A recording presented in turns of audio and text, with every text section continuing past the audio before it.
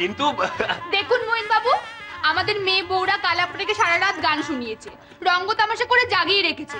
তার জন্য মোটা টাকা দক্ষিণ আমরা আদায় করেই ছাড়বো। আর তাছাড়া সকালে উঠে যে সজ্জা তুললো তার হিসেব বুঝে করতে হবে না।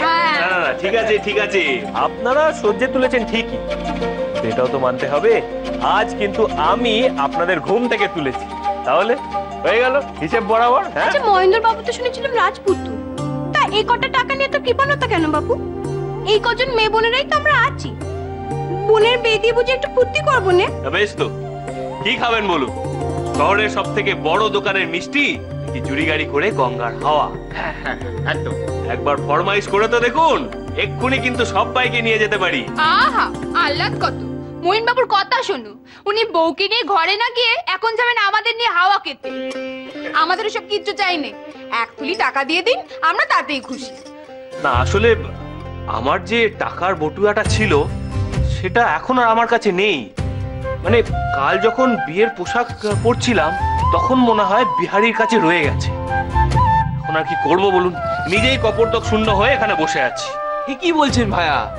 তাহলে তো খুব বিপদ, কিন্তু আপনাকে একটা কিছু করতেই হবে। তবে এরা আপনাকে আজকে কিছুতেই ছাড়বে না, দরকার পড়লে খালি পায়ে বউকে নিয়ে বাড়ি পাঠাবে। খালি পায়ে কেন? ও মা, কাল তো আপনি খালি পায়ে বিয়ে করলেন, তাই ভাবলাম জুতো জোড়ার আপনার দরকার নেই। আমাদের যে পালকি বেয়ারা বজুয়া তাকে দিয়ে দিয়েছি।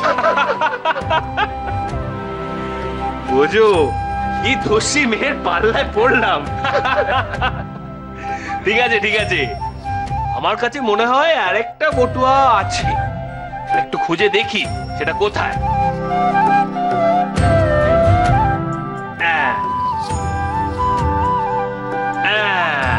এই তো রয়েছে বটে।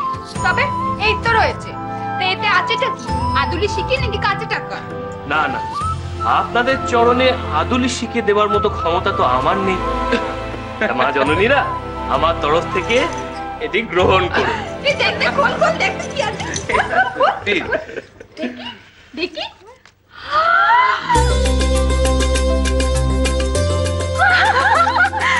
বাবা, কত রঙ্গই না জানে আমাদের মহিন বাবু।